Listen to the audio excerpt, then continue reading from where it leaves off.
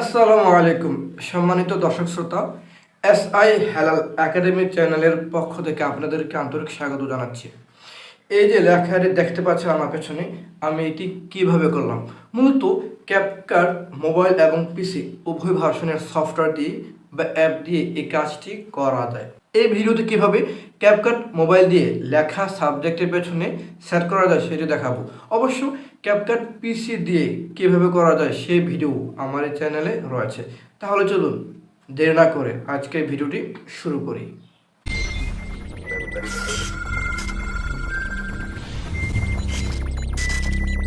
বন্ধুরা, আজকের বিষয়বস্তু বোঝানোর জন্য আমি ক্যাপকাট অ্যাপে আগে একটি ভিডিও ইম্পোর্ট করে রেখেছি। এবার এই ভিডিওর উপর আমরা আমাদের কাঙ্ক্ষিত টেক্সট বসাবো। তার জন্য আমরা এই টেক্সট আইকনে ক্লিক করলাম, তারপর হচ্ছে বাম দিকে অ্যাড টেক্সটে ক্লিক করলাম।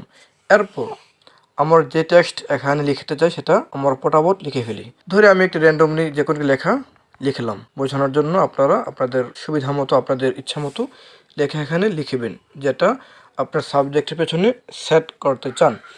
এবার লেখার পর আমরা এখন টিক চিহ্নতে ক্লিক করলাম। এবার আমরা লেখাটাকে কোথায় সেট করতে চাই, মানে আমরা আমাদের যে সাবজেক্টের পেছনে তো সেট করব। সাবজেক্টের পেছনে কোথায়? কপাল বরাবর সেট করলে আমরা কপালের উপর নিয়ে আসবো। আর যদি গলা বরাবর সেট করতে চাই তাহলে গলার উপর নিয়ে আসবো। তো আমি যাচ্ছি যে আমার এই লেখাটা আমার কপাল বরাবর মাথার পেছন দিক থেকে দেখা যাবে, এটা পেছন দিক থেকে শো হবে, এই জন্য এখানে রাখলাম। এবার আপনারা এই লেখাটার কালার চেঞ্জ করবেন, ইন অ্যানিমেশন, আউট অ্যানিমেশন ইত্যাদি দিবেন, আপনাদের ইচ্ছা মতো দিবেন। দেওয়ার পর এবার আমরা এই অবস্থায় ভিডিওটিকে এক্সপোর্ট দেব। তারপর আরো কাজ আছে, সাথেই থাকুন। বেশ, আমরা ডানে ক্লিক করলাম। এইবার আমরা এই এক্সপোর্ট করা ভিডিওটিকে পুনরায় আমাদের ক্যাপকাটের মধ্যে প্রবেশ করাবো।